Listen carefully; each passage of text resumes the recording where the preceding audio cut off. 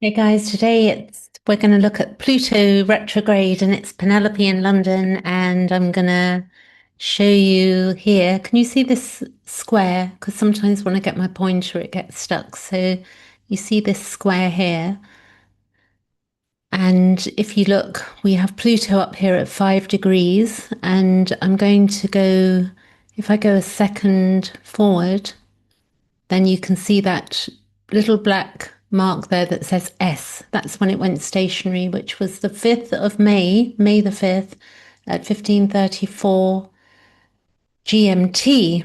And we're in British summertime at the moment, so I'm using a GMT chart up here, though. Great Britain meantime. That's what I was trying to say. So, what we have is that Pluto went stationary, and then I'm going to come up to when it went retrograde. So it goes R there. So I'm going to go a day forward, stationary, and then it's retrograde. If I go hours back,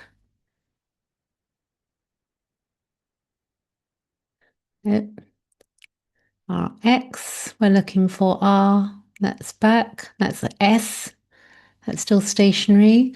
And then it's good to see these things because sometimes it takes time to figure out what we're doing, particularly if you have charts that you look at on AstroSeek or astro.com, then you may or may not know what the S means, and then it turns red, and then it goes retrograde forward, retrograde, not forward, retrograde backwards.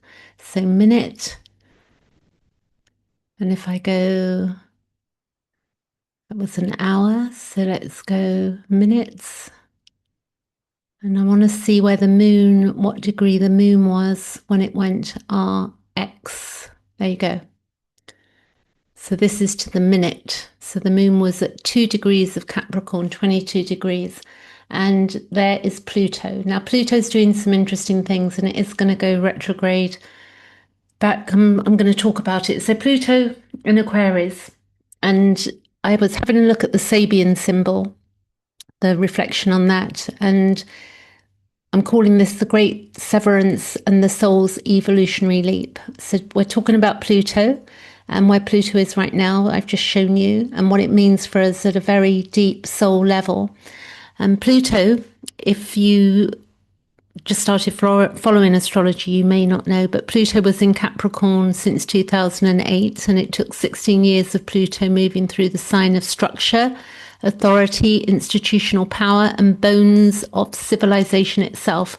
And we all felt it because actually Capricorn is to do with the bones and teeth and structure in the body as well. So we all felt it because we had the Pluto Saturn conjunction during COVID time.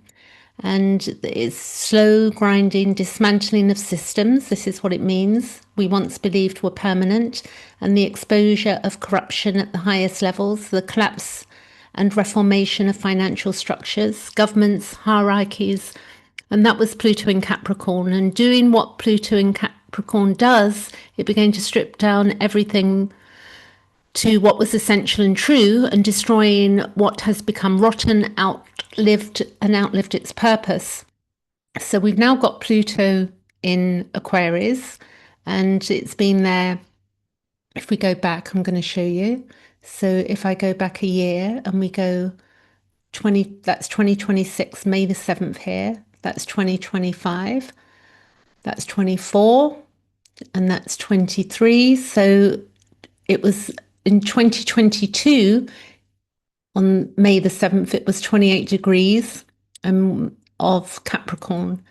And then it did go into 2023, it did go into the sign of Aquarius, and then it went retrograde. But I won't give you the exact on that right now because there's other information on that. So we're at May 2026 now. So we know that Pluto is in Aquarius and it's going to remain there until 2044.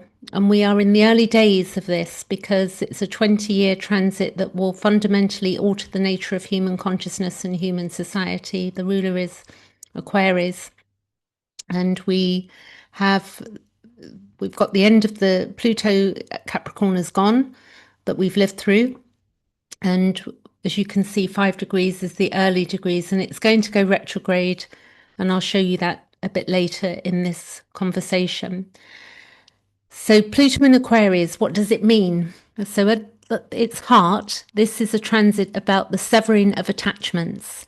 And Aquarius is the sign of liberation, of the future, of the collective, and of the individual who has chosen to step outside of consciousness and consensus reality, the consciousness of consensus reality, and think for themselves. So you may see around you, a lot of us, more of us are actually thinking for ourselves. And Pluto moving through this sign means that the severing of attachments of all that binds us and prevents further growth, that's not optimal anymore. And it is the evolutionary imperative of our time. And crucially, it will accelerate our growth. And if you think that Uranus is also here, and Aquarius, Pluto, and Gemini, Uranus is in Gemini at this time. So that's been about 2 weeks now, I think, or less. And so acceleration and growth, and the severance is not loss. So is the precondition for becoming. So when we let things, drop and decide that something's not working anymore, it's not the end. It's something else is going to be coming in. And what we may begin to feel, if we're not already feeling it, is a sense of restriction, a cramped feeling, a sense that our current reality and our current circumstances, our current relationships or structures or belonging can no longer contain who we are becoming. And that feeling of being hemmed in or pressing against the walls of our own life is not a sign that something has gone wrong, okay? It's what Pluto's work is. It's the compression that builds inside our own consciousness when we feel restricted. And it's doing something very specific. It's forcing open our awareness. And, with all of the technology as well, the different apps that we can use and, the different chat GPT and stuff like that, we can learn a lot if we use those. I use that for studying books that I'm reading. For instance, I'm reading Emma Jung at the moment, Carl Jung's wife, on the animus and the anima. And I'm taking bits of the book that I'm digging deeper into understanding what that means to me. So we can use tools in a way that actually makes us more conscious. And also it's the forcing open of our awareness, and it's like pressure that cracks rocks, that pressure, the inner compression, cracking open something, the habitual containers of the self, and allow for something larger to emerge. And I think for many of us, we've got to a point where we're looking at our lives and we're thinking, hey, this is not the life I expected, or the life I don't want to live this way.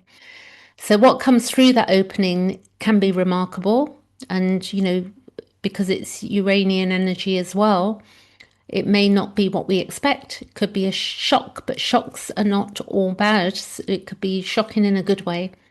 So during this Pluto in Aquarius period, that all has been repressed, held back, or kept below the threshold of our conscious awareness is going to begin to surface.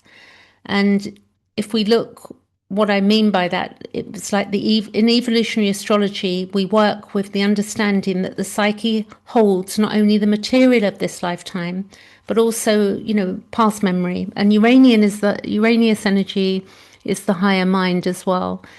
And also, all of this is coming to the surface now. And the reason for this is that everything that has been buried, whether in this life, if you believe, I'm 50-50, I have to say, on past lives, but I dip into it and then I'm not sure. And I think maybe a lot of human beings are like that. It's not good or bad. It's just part of our development, what we choose and where we choose to go. So it cannot be released.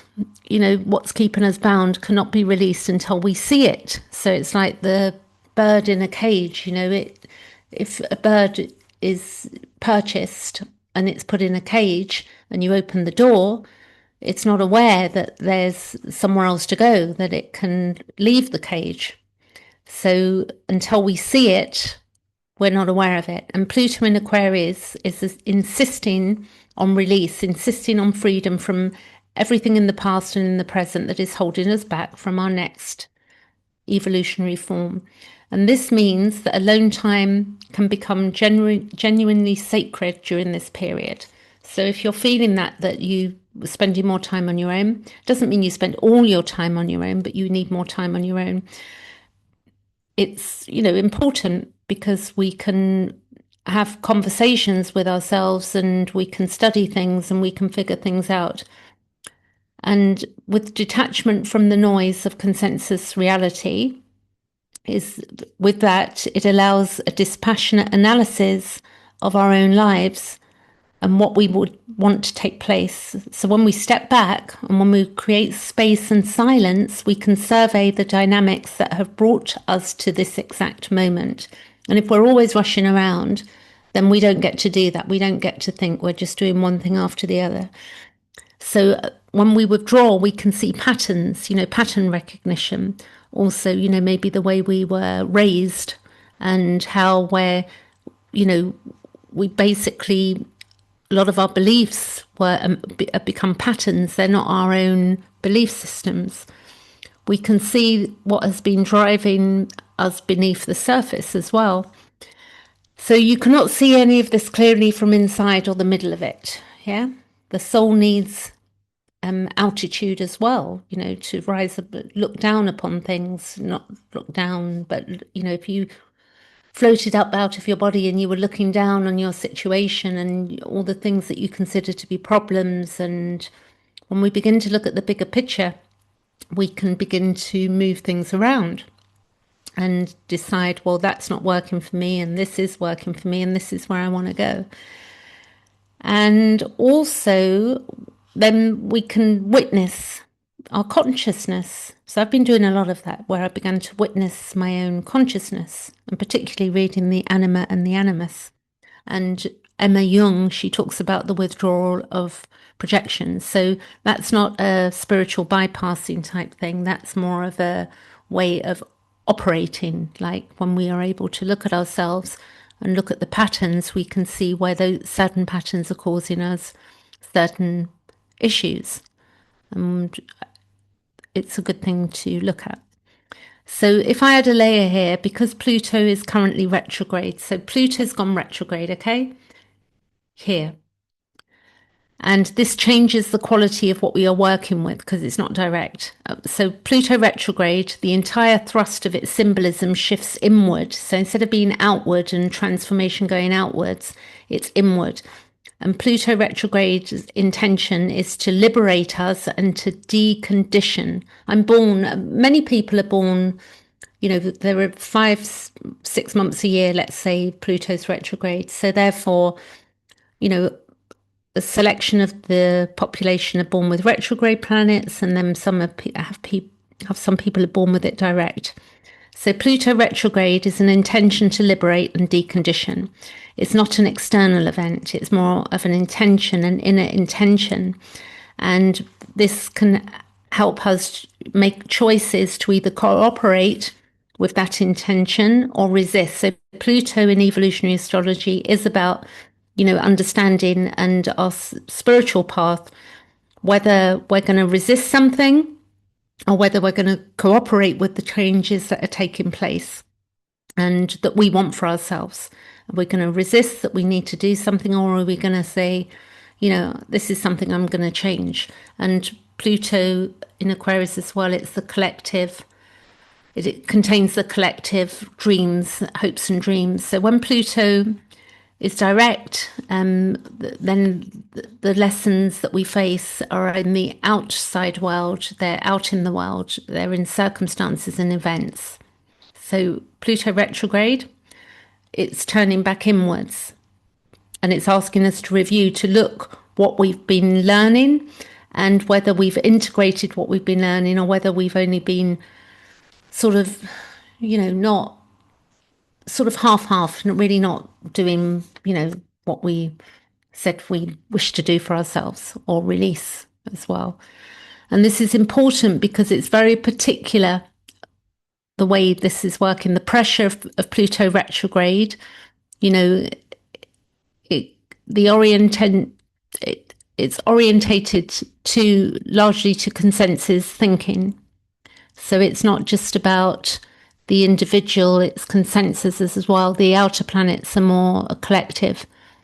And the meaning, those who still need social approval and conformity, like, do you need that? Do you still need social approval and conformity as a source of security and identity? And I think we're moving away from that, and particularly with the Neptune in Aries, which is really going forward towards our dreams, and also that Saturn also in Aries. And if you look here, we've got a sextile, which is long-standing. I think it's for well over a year and a half. The Pluto sextile to Neptune, which is our dreams, and Neptune is sextile to Uranus. Again, Uranus sextile, and then we've got the trine, which is forming with Uranus as well. So it's quite beautiful when we look at this chart as well. It's not all doom and gloom, that's for sure. So for those who are more individuated at an evolutionary level, and this isn't an ego thing because we're all learning, none of us quite nail it, but when we can see the bigger picture and we're not caught up in, I don't know, like maybe the media or stuff for like politics and stuff like that, when we're really able to sit with ourselves. And retrograde creates a different but equally specific pressure. It is an inner pressure and a pressure of liberation from consensus conditioning patterns. So this again is about patterns, and it's not just in one area. This is in general. And also Pluto retrograde in Aquarius means the deconditioning from the mainstream is both in the transit theme and the retrograde theme as well, because the Aquarius is about that. Aquarius is about deconditioning and the pressure to move from a consensus reality towards an individuated one. It's as good as it gets, really. And if I go on and we look at, just going to look, Pluto retrograde in Aquarius is making it, really good things available to us as a collective. And the other thing I would point out is that I want to just show you the planets here. So if we look at this sextile here and the sextile here and then the trine, we've got a lot of support going on. The other thing is that Chiron, I'm going to come back to Pluto, but I thought I'd go on to Chiron because that's going to be moving, shifting into the sign of Taurus around the 20th of June, June 20th. Chiron is going into Taurus, and then it will retrograde back into Aries, and then it will land back in Taurus in I think the beginning of 2027. But on the 12th of June, the other thing we've got going on is that Uranus will square the node. So you see Uranus is here. It will be on June the 12th, it's going to be 2 degrees. And the nodes, which is here, the south node will be 2 degrees and the north node will be 2 degrees. So this is about us, breaking free, moving forward and trusting something. Something I learned from Simon Vorster of Raising Vibrations, because he taught me quite a bit about astrology and also evolutionary astrology. If you stand on that planet and you point your left arm to the node, that is the resolution node. So they're known as skipped steps. So there's something that we're moving towards. And in the sign of Pisces, we're really not looking at the details of things. We've got to trust in the higher process. If we were looking at Virgo, we'd be doing something completely different. But that's on the south node. That's what the gifts that we've harnessed and that we're integrating them and we're taking forward this new energy. So Pluto in Aquarius is also a time of karmic confrontation with relationships and unresolved dynamics that have been circulating between each other. And we're all in relationship all over the world. Countries are in relationship, businesses are in relationship. There's all types of forms of relationship, and some which carry genuine weight from the past will begin to surface possibly. And can be clashes and ruptures as well, which we're seeing, and friction, something that has been buried between people or countries maybe suddenly cannot be ignored any longer. And this is not really misfortune, this is an opportunity, because every confrontation that we have has an opportunity within it to create great change. And Pluto in Aquarius generates this opportunity for resolution, for the clearing of karma, whatever you think karma is. I mean, don't think karma, for me, it's not like you did something bad in the past and you're going to get karma. I don't think it works that way. I think we're very complex creatures. It's more of the inner consciousness and how we are in the world to each other in the moment as well. And for that freedom comes when something stuck finally moves. So the freedom comes when we have the confrontation and then we decide, we don't want to go a particular way anymore. And then eventually, something that's felt stuck for such a long time finally moves forward. And we need particular discernment in this as well, because some things can be resolved and some cannot. And we have to really know that. And I think this is interesting about the animus and the anima, the logos, which I'm learning about at the moment. And the idea that would be that the more we withdraw projection, this does not mean that people do, that we omit things that people do that are really, if there's cruelty or unkindness or real, wicked stuff going on. It doesn't mean we withdraw our projection and it's all about our projection that's the problem, because we're humans, so we're going to project as part of our nature, but it's more of a freeing up of the mind and beginning to look at things. The animus would look at things in a bit of more of a logical state and freeing up the mind and not second guessing or going around in circles. And yes, we have intuition as well, which is very useful to us, but we can get stuck on these things. And then as a result of that, we don't move forward because we're second guessing ourselves. I don't know if you know much about human design, but that's worth looking at. I'm a manifesting generator, which means that, and I think if you're a generator as well, for some, you have the yes, no, you have a inner sacral point that gives you a yes or a no. And that's the other thing, listening to the body, keeping the body regulated so that you can listen to the body, how your body feels about particular things. Like if you think like with my particular design in human design and the cross of the sleeping phoenix, I think that I was born with, and other people have been born with that as well. You'd have to check your own chart on human design.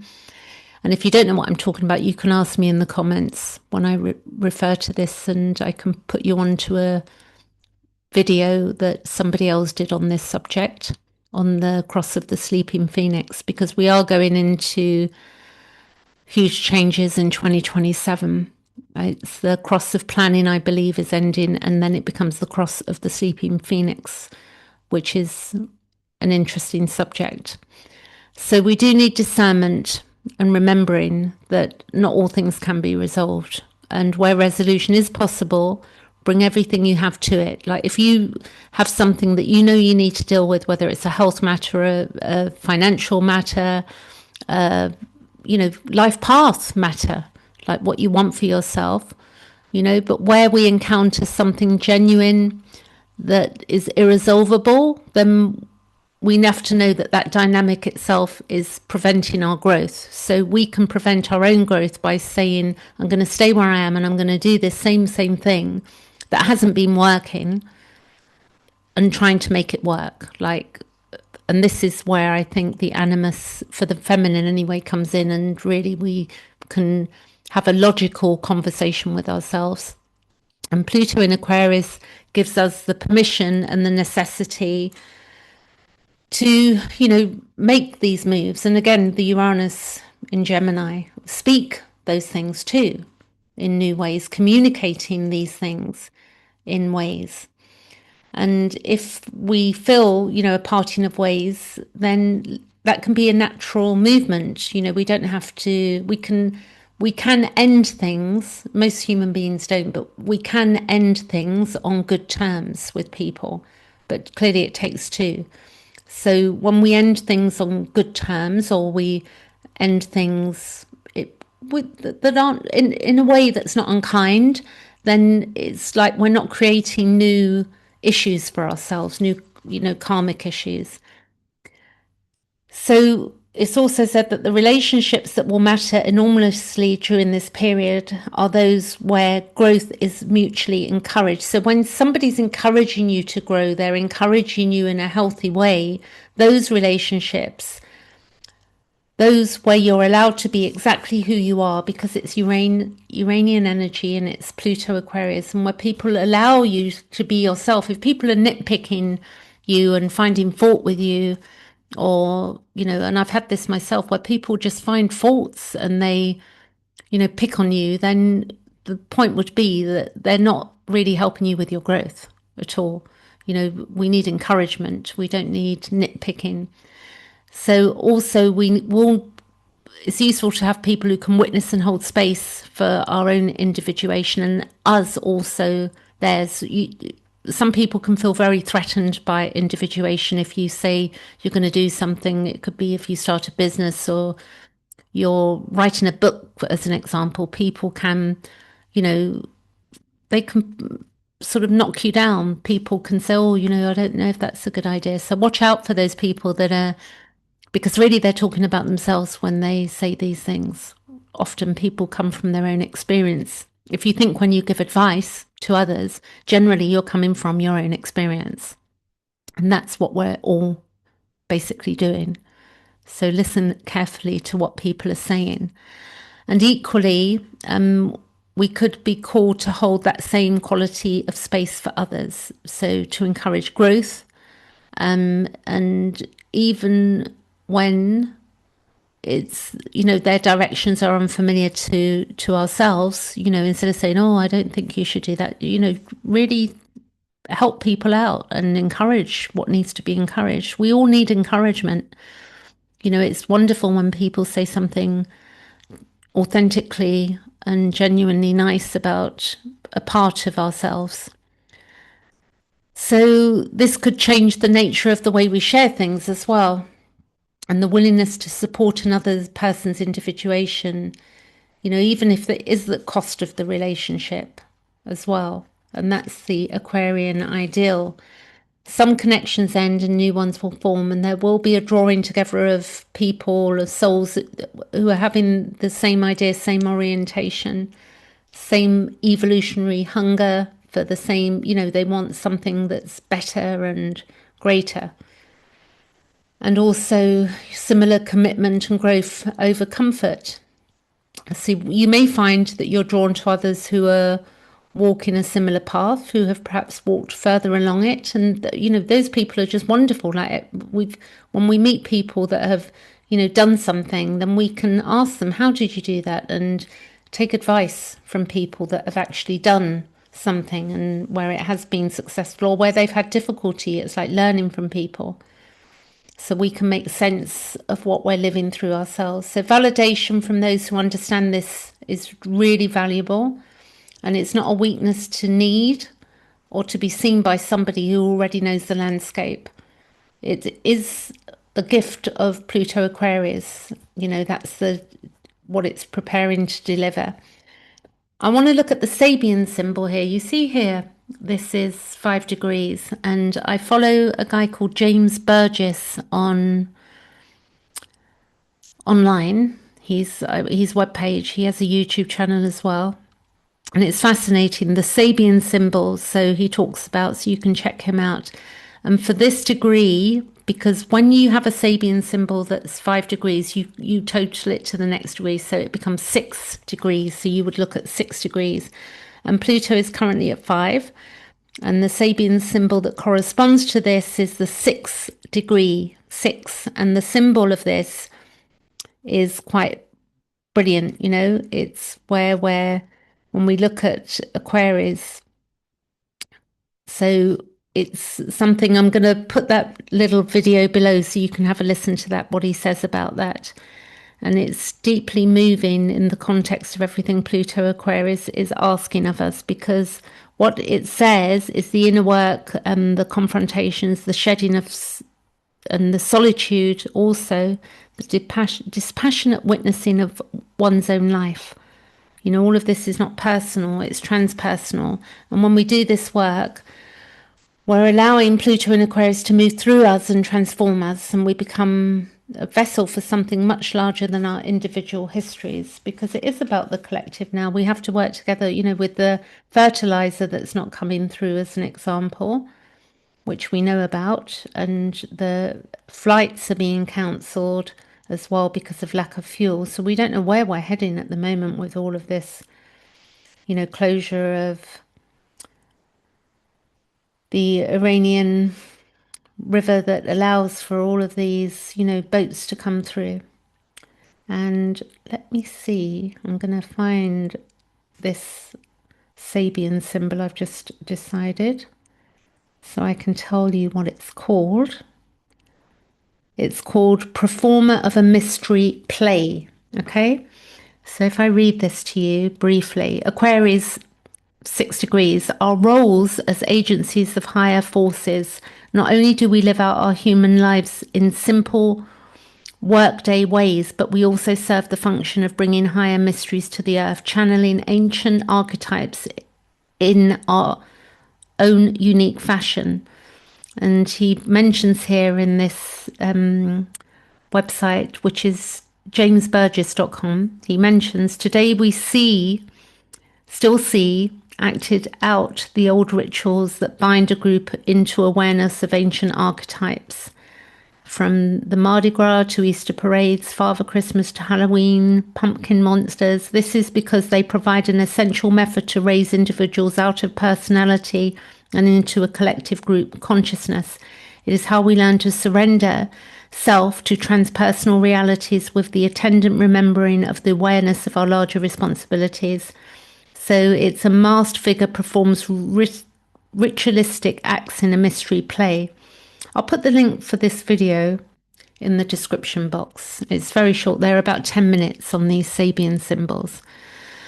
So this is a time of an evolutionary leap, not metaphorical, you know, it's literally, it's the soul is preparing to become something it has not yet been. And we, you know, it's wonderful if we can do that, because, you know, many of us are in jobs that we find probably very difficult, or situations or relationships or families. And we just, you know, don't really, we've only got so much time here. And for the younger generation out there, when you get to a certain point, you realize, you know, time flies, and there are things that if you really want to do them, you have to get on and do them. And Pluto in Aquarius is both the pressure and the liberation that makes, you know, these things possible. So Pluto is currently retrograde, as we know, at the 5. And I would say that it's going to go back. That was the thing I wanted to look at. It's going to go back to, if I go months, 1, 2, we're looking at the R. So that's November. So let's go back days. It's got to be October. Yes, it is October. So it's retrograde on the 14th of October 14th, and then it stations at 3 degrees on the October 15th. So if we look, that I really feel that what I mentioned earlier about this sextile, you can see it closer here actually. So Pluto, this is in October 2026. So this is, we're in April, May, we're May, June, July, August, September, October. So 6 months this chart is ahead.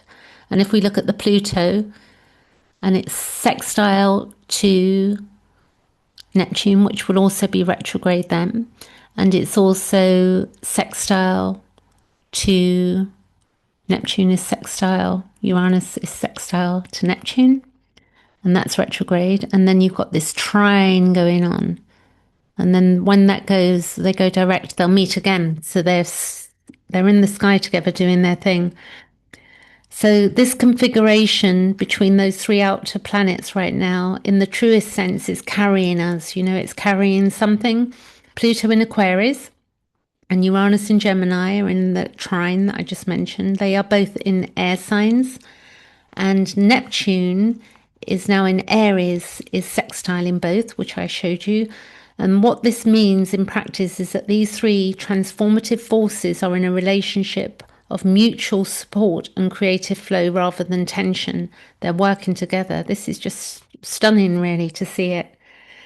So if we think about each one, what each one represents, Neptune in Aries, which is here, 0 degrees, it's 2 degrees of Aries there, in 6 months' time, is the dream that has the courage to act, because Aries is about acting because the ruler is Mars. So the spiritual vision that is no longer passive or dissolving, but pioneering and initiated. So it's initiation. Feeling like you can step forward. It is the dream that says, I'm going somewhere new and I'm going there now. That's Mars, yeah? And Neptune. And Pluto in Aquarius is the collective evolutionary transformation, the great severance from everything that has kept us small, which is great because it's taken away what binds us. And many of us have been bound, particularly with the Capricorn Pluto situation in the year of 2020, which many of us will never forget, as long as we're here, of course. And then we've also got Uranus in Gemini. It's a new language, the new nervous system. It's a lightning bolt transmission of ideas that has never been articulated quite this way before. And Uranus in Gemini is the voice that finds the words that were previously unspeakable. This is very powerful.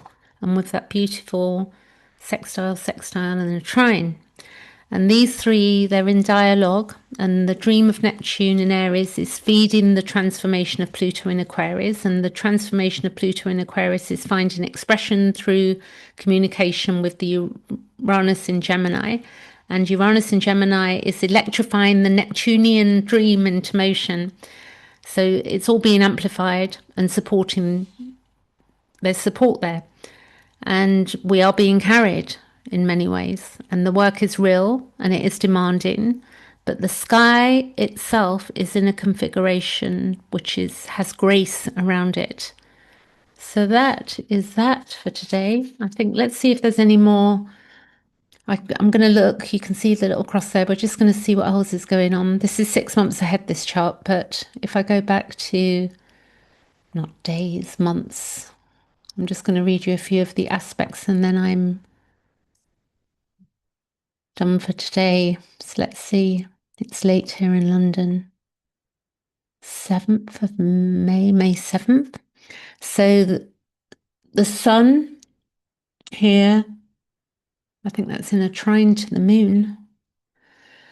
And then the sun conjunct Mercury almost. So sun, Mercury, Mercury moves quite fast. So that's coming into a conjunction. 7 degrees away, but it's going to be there soon. And then that Mercury will head towards Uranus as well. And we've got the moon. Is that moon square Mars? Let's see. Yeah, the moon is square Mars. This is at this time, the chart we're looking at now. And we have the moon is trine to Uranus, Mercury square Pluto. Mercury down here, it's coming out of a square to Pluto. It was in a exact square with Pluto. And then Neptune, we've already done that. So the node is sextile Mercury. So the node here is sextile to Mercury here. But again, that's moving off. And then the node is square. I just said about Uranus square the nodes. And then we've got Lilith, which I love to look at.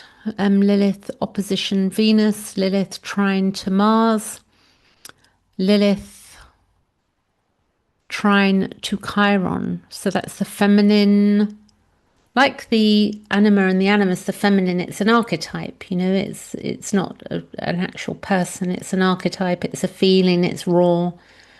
And Chiron square the moon, and Chiron conjunct Mars. So that we got that coming up. You see here.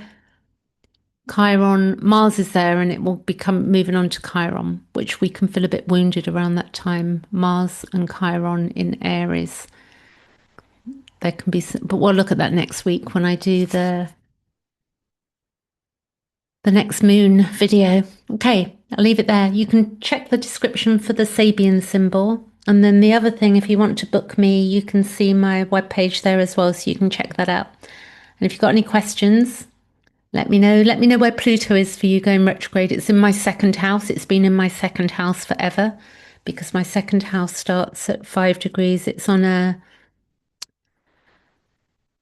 sort of like 5 degrees Capricorn, and then it finishes, my second house finishes at 12 degrees Aquarius. So it's quite interesting. My